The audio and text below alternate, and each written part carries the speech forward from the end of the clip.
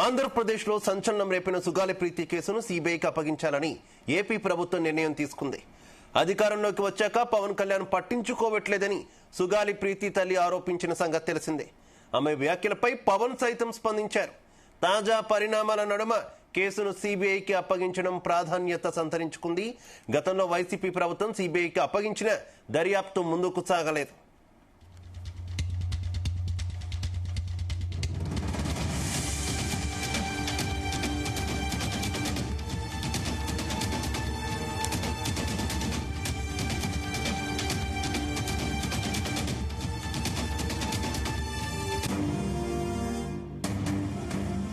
ఆంధ్రప్రదేశ్లో సంచలనం రేపిన సుగాలి ప్రీతి కేసును సీబీఐకి అప్పగించాలని ప్రభుత్వం నిర్ణయం తీసుకుంది. అధికారంలోకి వచ్చాక పవన్ కళ్యాణ్ పట్టించుకోవట్లేదని సుగాలి ప్రీతి తల్లి ఆరోపించిన సంగతి తెలిసిందే. ఆమె వ్యాఖ్యలపై పవన్ సైతం స్పందించారు. తాజా పరిణామాల నడుమ కేసును సీబీఐకి అప్పగించడం ప్రాధాన్యత సంతరించుకుంది. గతంలో వైసీపీ ప్రభుత్వం సీబీఐకి అప్పగించిన దర్యాప్తు ముందుకు సాగలేదు.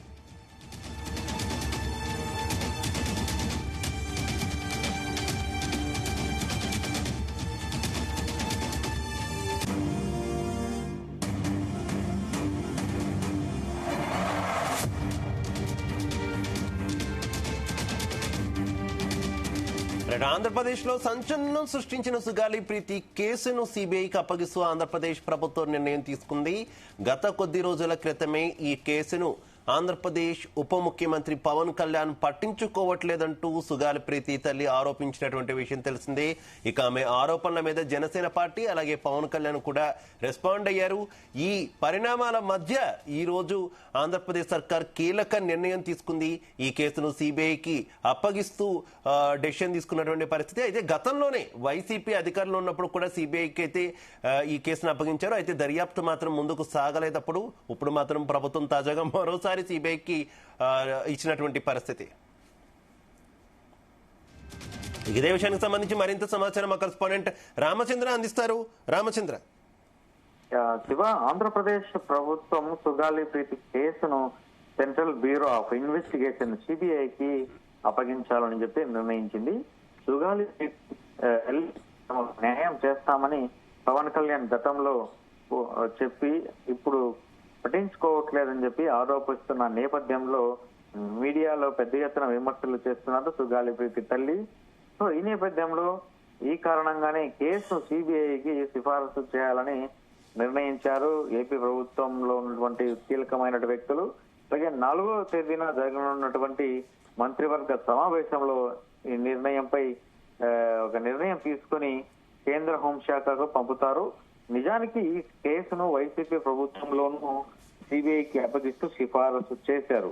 కానీ తమకు వనరులు లేవని సిబిఐ వాదించింది. దాంతో కేసును సిబిఐకి వెళ్లకుండా ఆపగలిగారు. అయితే సుగాలి ప్రీతి కర్నూలు జిల్లాకు చెందిన రాజు నాయక్ పార్వతీ దేవి దంపతుల కుమార్తె 2017 ఆగస్టు 19న పట్టణం స్కూల్ ప్రాంగణంలో అనుమానాస్పదంగా మృతి చెందింది. అయితే స్కూల్ యాజమాన్యం ఆమె ఆత్మహత్య చేసుకున్నట్లుగా ప్రకటించింది. అయితే సుగాలి ప్రీతి తల్లిదండ్రులు మాత్రం ఆమెను అత్యాచారం చేసి హత్య చేశారని చెప్పి కూడా ఆరోపించారు. అయితే వారు స్కూల్ యజమాని ఆరోపణ పరిస్థితి ఉంది. అప్పట్లో ఆరోపణలు ఎదుర్కొన్న వారిని అరెస్టు చేశారు. తర్వాత బెయిల్ పై విడుదలయ్యారో ఏవైతే ఆరోపణలు ఎదుర్కొంటున్నారో ఆ స్కూల్ యాజమాన్య కుమారులు. 2018లో ప్రీతి తల్లిదండ్రులు స్థానిక పోలీసుల నిర్లక్ష్యాన్ని ఆరోపిస్తూ సిబిఐ డిమాండ్ చేస్తూ సిబిఐ గతంలో వనరుల కొరత కారణంగా కేసును తీసుకోలేనని హైకోర్టుకు తెలిపింది. అప్పట్లో రాష్ట్రం సిబిఐకి జనరల్ కన్సెంట్ ఇవ్వలేదు. ఆ సమస్యలు కూడా ఉన్నాయి. ఇప్పుడు ఆ సమస్యలు ఏమీ లేకపోవడంతో కేంద్రంలో కూడా ఎన్డీఏ ప్రభుత్వం ఉండడంతో సుగాలి ప్రీతి కేసును సిబిఐ అవకాశం ఉందని కూడా భావిస్తున్నటువంటి పరిస్థితి అయితే కనిపిస్తుంది. పవన్ కళ్యాణ్ పై ఇటీవల సుగాలి ప్రీతి తల్లి ఆరోపణలు చేస్తూ వస్తున్నారు. ఎన్నికల్లో గెలిచాక న్యాయం చేస్తామని హామీ ఇచ్చిన పవన్ కళ్యాణ్ గాలికి వదిలేశారని, మొదట సంతకం సుగాలి ప్రీతి ఫైల్ పై చేస్తామని పవన్ చెప్పినట్లుగా చెప్తుండటం కనిపిస్తుంది.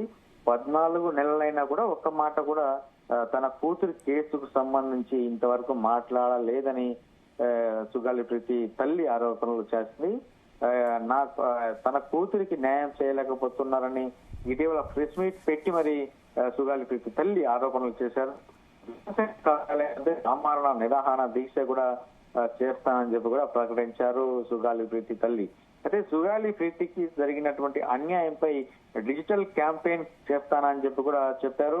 ఇప్పటికైనా సుగాలి ప్రీతి మృతిపై సిబిఐ విచారణ చేయించాలని కూడా ఆమె డిమాండ్ చేసినటువంటి సుగాలి ప్రీతి తల్లి ఆరోపణలు మరోపక్క ఈ రోజు డిప్యూటీ సీఎం పవన్ కళ్యాణ్ పుట్టినరోజు కూడా కావడం, ఏపీ ప్రభుత్వం ఈ డెసిషన్ తీసుకోవడం, వీటన్నిటికీ కొంత ఇంటర్లింక్ ఉంది అనుకోవచ్చా రామచంద్ర? ఖచ్చితంగా ఈ నేపథ్యంలో పవన్ కళ్యాణ్ కూడా పెద్ద ఎత్తున ఆరోపణలు వస్తున్న నేపథ్యంలో ఈ రోజు పవన్ కళ్యాణ్ కూడా స్పందించినటువంటి పరిస్థితి. కేసు వ్యవహారంలో నా పరిస్థితి పండున్న చెట్టుకే రాళ్ల దెబ్బలు అన్న చందంగా కూడా తయారైందని చెప్పి కూడా ఇటీవల పవన్ కళ్యాణ్ వ్యాఖ్యలు చేశారు. చేయూతనిచ్చిన వారినే తిరిగితే ఎలా అని చెప్పి కూడా ప్రశ్నించారు. ఆ తల్లి ఆవేదన చూసి లక్షల మందితో కర్నూలు నడిబొడ్డున గతంలో గలం విప్పాం. ఆ పోరాట ఫలితంగా ఆ కేసును సిబిఐకి అప్పగిస్తూ అప్పటి ప్రభుత్వం నిర్ణయం తీసుకుందని చెప్పి కూడా ఇటీవల ఆయన గుర్తు చేసినటువంటి పరిస్థితి ఉంది. అలాగే లెటర్ ఇచ్చిన లెటర్ ఇచ్చి లాకర్ లో పెట్టింది నేను ఉప ముఖ్యమంత్రి అయ్యాక సుగాలి ప్రీతి కేసుపై సిఐడి చీఫ్ తో మాట్లాడి త్వరగా న్యాయం చేయాలని సూచించానని చెప్పి కూడా పవన్ కళ్యాణ్ గతంలో చెప్పినటువంటి వ్యాఖ్యలు మాటలను కూడా గుర్తు చేశారు. డీజీపీతో అలాగే హోంమంత్రితో మాట్లాడాను. సిఐడి విచారణ చేపట్టిన తర్వాత తేలిన అంశం ఏంటంటే అనుమానితుల డిఎన్ఏలు సరిపోవడం లేదు, సాక్ష్యాలు తారుమారు చేశారని చెప్పి కూడా తన విచారణలో వెల్లడైందని చెప్పి కూడా ఇటీవల పవన్ కళ్యాణ్ వివరణ ఇచ్చినటువంటి పరిస్థితి ఉంది. అయితే పవన్ వివరణ ఇచ్చిన తర్వాత వైసీపీ నేతలతో కలిసి సుగాలి ప్రీతి ప్రెస్ మీట్లు పెట్టి విమర్శలు చేస్తుండడంతో ప్రభుత్వం ఈ నేపథ్యంలోనే ప్రభుత్వం సిబిఐకి ఇవ్వాలని చెప్పి కూడా నిర్ణయించుకుంది.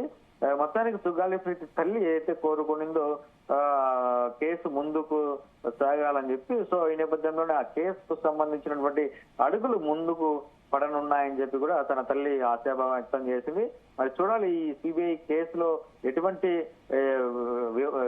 ఏదైతే సుగాలి ప్రీతి కేసుకు సంబంధించినటువంటి సాక్ష్యాలు కావచ్చు, నిజాలు కావచ్చు, ఈ వెలుగులోకి వస్తాయా అన్నది కూడా మనము వేచి చూడాల్సి ఉంటుంది. శివ.